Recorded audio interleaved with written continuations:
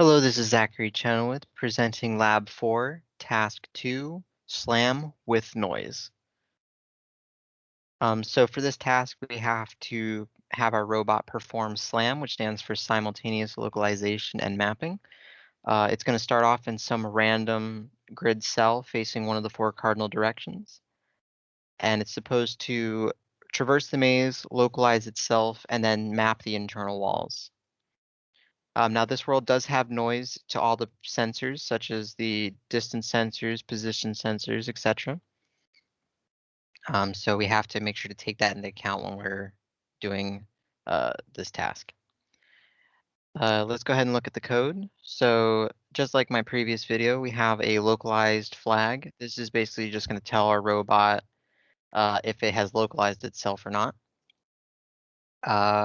We have an initialization for the direction. Normally this is going to be N, W, E, or S, standing for north, west, east, south, respectively. But because we do not know which direction we're initially facing, I just initialized it to D. Same thing with the pose, because we do not know what position the robot is in. The pose is just all zeros for initialization. And then we have UT, which is just our movement. It's going to keep track of what moves we have made. These variables here is just for later when we're trying to recognize what color pillar we're looking at. This data structure here holds the map. Initially, it just has all the outer walls mapped, but none of the inner walls. This print function is going to print this grid showing all the visited cells and the internal walls and outer and external walls when we print it.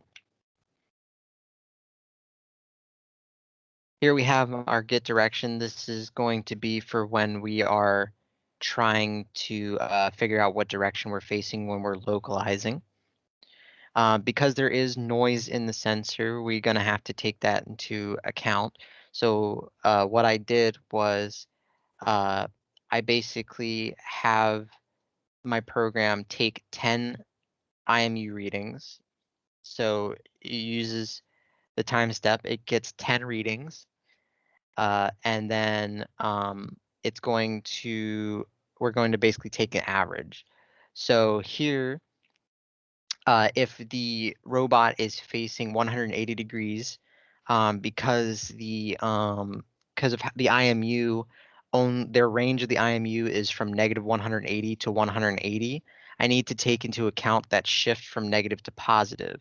So in order to get an accurate average, if the angle is within this range for 180 degrees, then we're going to actually append the absolute value into our orientation list. So that way we can get a better average. Otherwise, it's just going to append whatever the IMU value is. Once our list is, once we have 10 IMU readings into our list of orientations, we're going to go ahead and get the average by taking the sum of all the orientations and dividing by the length of it.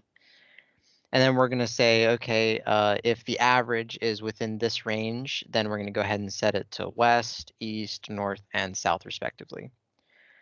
Now, like I mentioned in my previous video, the world that we were given, for some reason, all the regular cardinal directions are shifted to the left.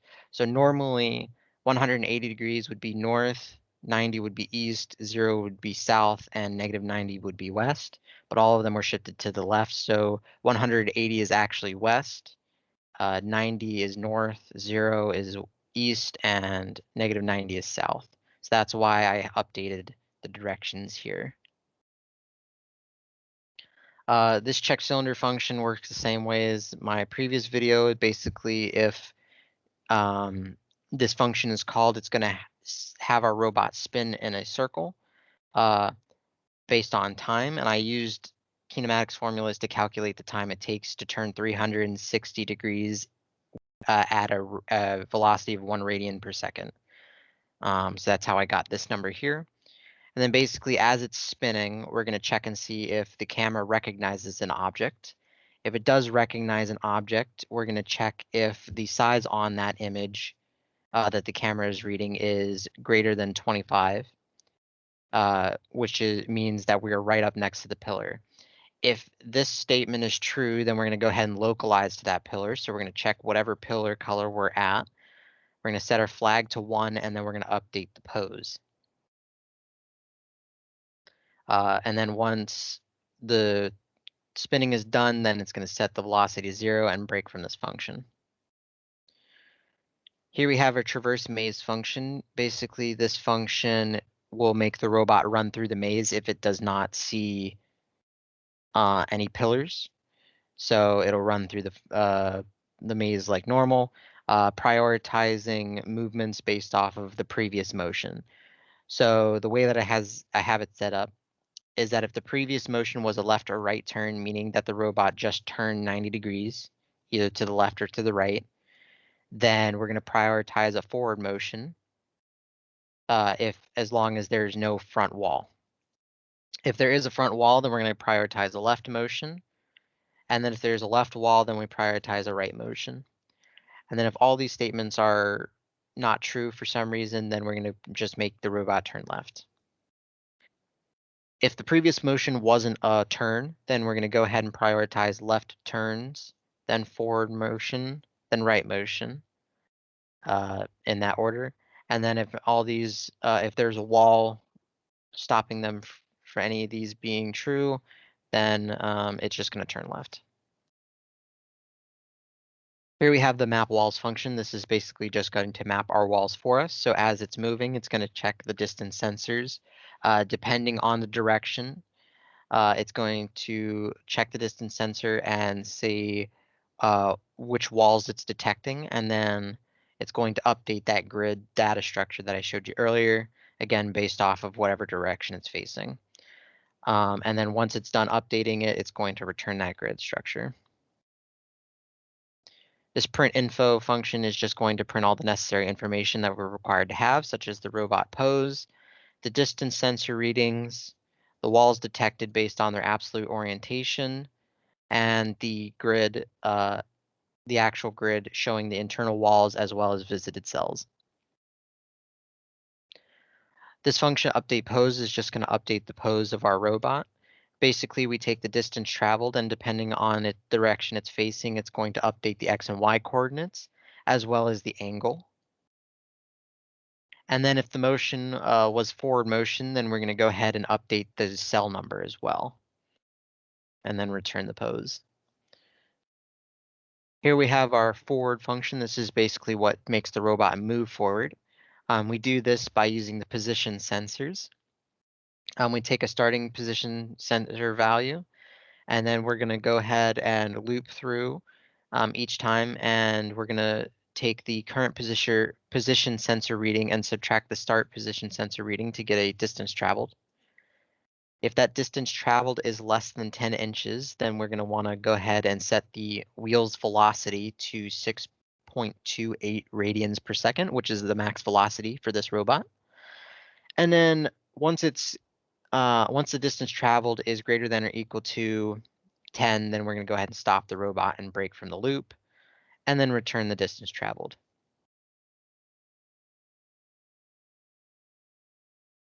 Here we have our turn left function. Because we have noise in this world, we're going to go ahead and use time rather than the IMU values, just because I found it easier. So what we do is basically we use these kinematics formulas to calculate what the velocity would be if we wanted to turn 90 degrees in 1 second. So once we calculate that, we're going to go ahead and set the wheel's velocity to that, and then we're going to have it turn for 1 second. Once the 1 second is up, we're going to stop the robot and update its direction, and then return the direction. This turn right function is going to do the exact same thing, except instead of turning left, it's going to turn right. Here we have the move function. This is for when it's actually in mapping mode, so it's already localized itself. And this is basically going to set the priority of motions. Now, the priority is very similar to the traverse maze that I showed earlier. The major difference is now that we know where the robot is at, we're going to prioritize unvisited cells over visited cells first. So that's what these lines here are for. So we're going to prioritize left, forward, and right non-visited cells over left, forward, and right visited cells. And then we also have to do it based off of the direction it's facing. So that's why all these statements are here.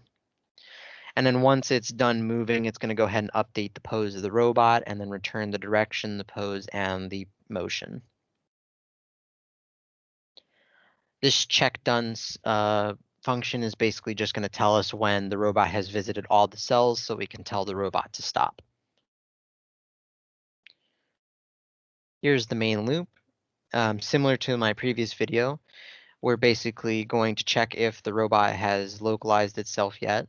If not, we're going to call our getDirections function, check and see if we see an object. If we do see an object, we're going to check if there's a wall in front of us.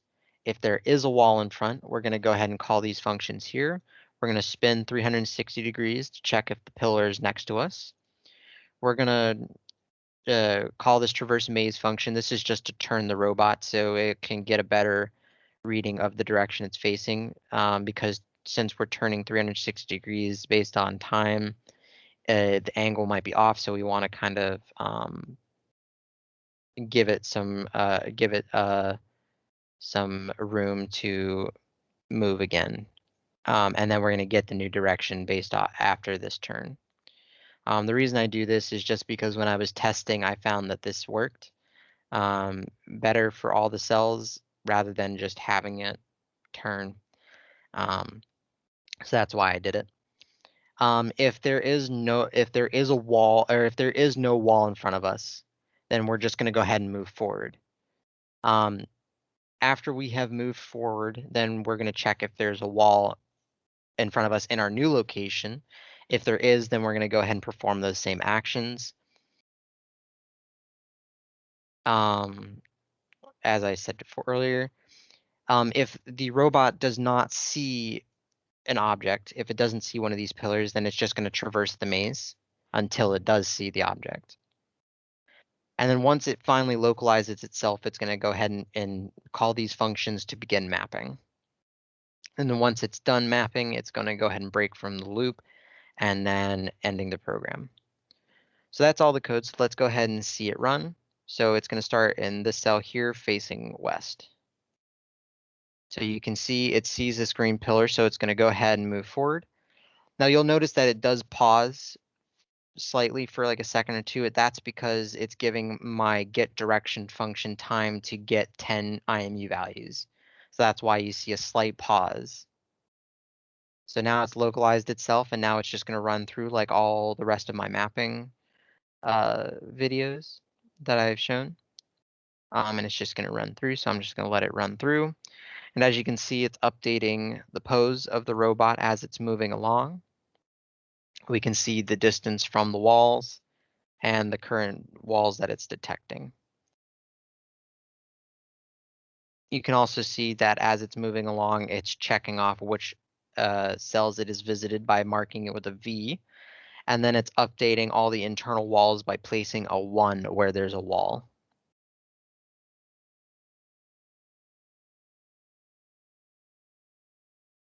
So it's moving through, it's finishing up here, it's going to come down here and move over into this cell here.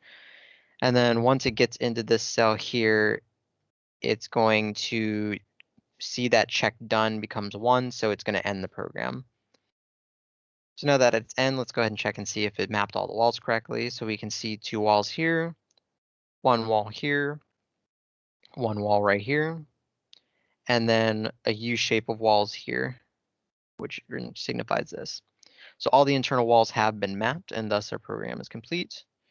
I'm going to go ahead and run it one more time in a different location just to show you kind of how it works. So let's go ahead and put it in cell 10 facing this wall here.